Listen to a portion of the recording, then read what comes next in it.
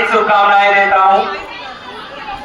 दोस्तों, आजादी के लिए हमारे बहुत सारे वीर सपूतों ने अपने प्राणों की आहुति दी थी। इसमें बहुत सारे अनकाउंटेबल नाम हैं, जिनमें एक नाम है भगत सिंह। आज मैं आप लोगों को भगत सिंह के ऊपर ही एक छोटी सी कविता सुनाने जा रहा हूं। प्यारे दोस्तों, मैं आज आपको पंजाब के खेतों में लेके चल रहा हूं। बरसों पूर्व एक किसान फसल बो रहा था। उसी वक्त उसका 11-12 साल का बच्चा आता है और जाकर कहता है कि पापा आप ये क्या कर रहे हैं। उनके पापा बोले कि बेटा मैं अब बीज बो रहा हूं। तो उनका बेटा बोलता है बीज बोने से क्या होगा। तो बोले कि एक बीज से हजारों बीज पैदा हो जाते हैं।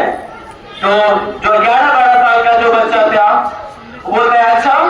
वो घर जाता है और घर से बंदूक लाकर जमीन में गाड़ देता है। और जब उसके पिताजी इस बंदूक को गाड़ते हुए देखते हैं तो बोलते हैं उस बच्चा से, अरे ये तुम क्या कर रहे हो। तो बच्चा बोलता है कि मैं इस जमीन में बंदूकें बो रहा हूं ताकि हजारों बंदूकें पैदा हो सके और इन कमबख्त अंग्रेजों को भारत की सीमा से मैं बाहर निकाल फेंकूं।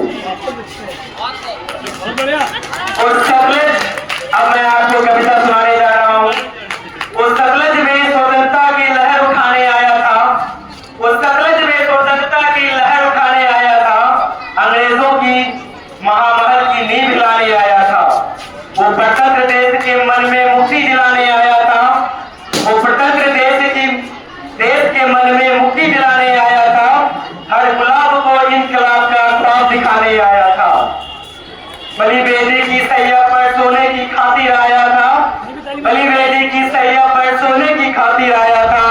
वो खेतों में बंदूकें बोने की खातिर आया था। वो क्रांति गगने अब भी भारत की पुरवाई में जीवित है। वो क्रांति गगने अब भी भारत की पुरवाई में जीवित है। वो भगत सिंह है अभी भारत की तरुणाई में जीवित है।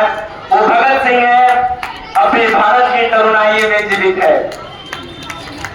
सांस सांस में एक स्वतंत्र एहसास रखा था जिसने, सांस सांस में एक स्वतंत्र एहसास रखा था जिसने, ईश्वर पर खुद से ज्यादा विश्वास रखा था जिसने। वो मुक्ति के यज्ञ कुंड पर मंडराता परवाना था। वो मुक्ति के यज्ञ कुंड पर मंडराता परवाना था। आजादी की दुल्हन का दूल्हा बड़ा दीवाना था। उस बब्बर की बेखौफ चाल बलि पथ पर भी न रुकी नहीं। उस बब्बर की बेखौफ चाल बलि पथ पर भी रुकी नहीं। उस मर्दाने की मूंछ कभी सत्ता के आगे झुकी नहीं। वो तिरछी तिरछी आंखों की गोली को सीधा कर डाला। वो तिरछी आंखों से घोड़े को सीधा कर डाला। उस तिरछी टोपी वालों ने घोड़े को सीधा कर डाला। वो आजादी के उत्सव गहराई में जीवित है।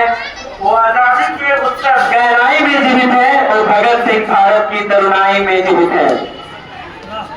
आप देखिएगा, जब भगत सिंह जब जेल में होते हैं तब उनकी मां विद्यापति जब मिलने के लिए आती है तब उन दोनों के बीच में जो बातचीत होती है उसके बारे में मैं आपको बताने जा रहा हूं। जो राम दरस को कौशल्या कंटक बन को आई, जो राम दरस को कौशल्या कंटक बन को आई, वैसे मां भगत सिंह से मिलने को जेल में आई। बोले भगत सिंह मां मेरी देर लेने मत आना। बोले भगत सिंह मां मेरी देर लेने मत आना। पीरे कुल बिरा को ही इस कार्य हेतु भेजवाना।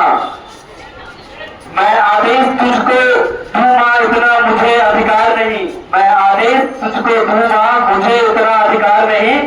पर मेरी लाज पर मत आना रोना मुझे स्वीकार नहीं। पर मेरी लाज पर मत तेरा रोना मुझे स्वीकार नहीं। कंठों में रंग बसंती वाली राग न ठंडी हो जाए। कंठों में रंग बसंती वाली राग न ठंडी हो जाए। तेरी आंसू से आजादी के